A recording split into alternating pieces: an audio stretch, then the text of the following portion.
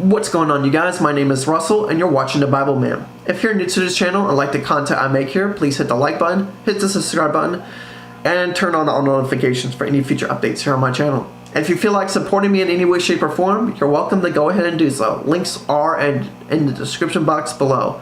There you can support me on Patreon. Like I said in the last video, this is part 2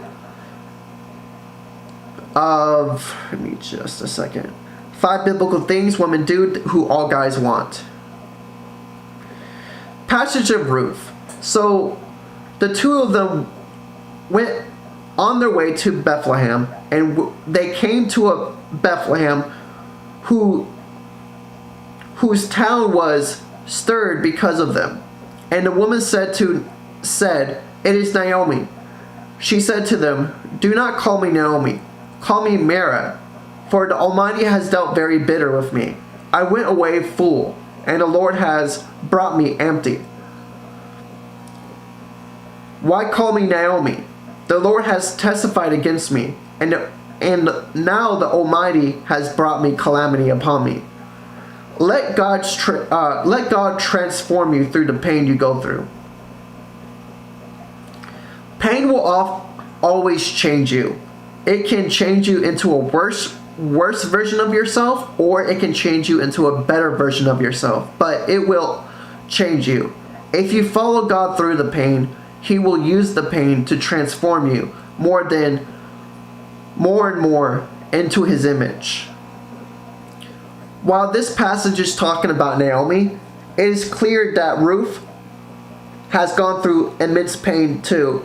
She lost her husband, she lost her home, and now she was in a strange land without any idea on how she would survive. Likewise, Ruth was suffering. Now Naomi didn't stay in a bitter place forever. Actually, God used the pain to bring even more joy than she originally lost. Ruth chapter 4 verses 14 to 17. Likewise, Ruth had to go through something extremely terrible before she can experience something even better. Pain will change you. Pain will change you. How it will change you depends on how you respond. Will you abandon the Lord, or will you push forward and be blessed like Ruth? Point number 5. The passage in Ruth chapter 1 verse 22. They came to Bethlehem at the beginning of the berry harvest. Principle: you will form a relationship with the type of people you surround yourself with. It's always important to surround yourself around godly people, because you want to be in a relationship with a godly person. So surround yourself around godly people. It's unwise to put yourself into an unyoked relationship. In fact, I even go so far as to say the Bible is against it. Do not put yourself into an unyoked relationship. So they came to Bethlehem at the beginning of the berry harvest. The principle of this preference: you will form a relationship with the type of people you surround yourself with. Ruth never would have met Boaz if she didn't first move to Bethlehem. God made a relationship to form between people.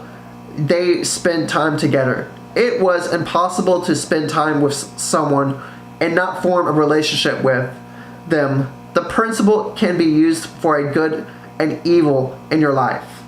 For good and evil in your life.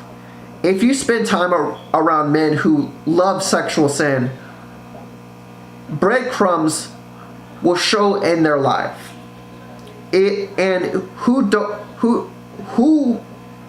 don't love Jesus, you will always be in a relationship with a man who has these types of qualities. If you want to be in a great relationship with a godly man one day, you first need to get into a community that actually has a godly man in it.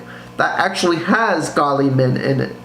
Not every godly man you meet in the community will become your faithful husband, but the principle remains that you will form a relationship with the type of person you surround yourself with.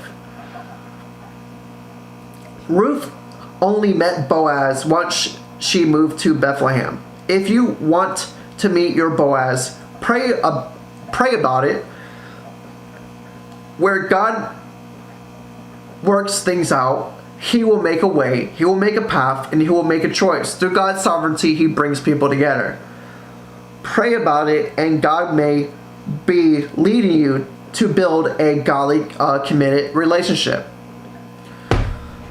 So the ultimate takeaway from these two videos is practice loyalty, surround yourself around godly people, surround yourself around a godly community. If you seek a relationship, hang out with people who already have what you want.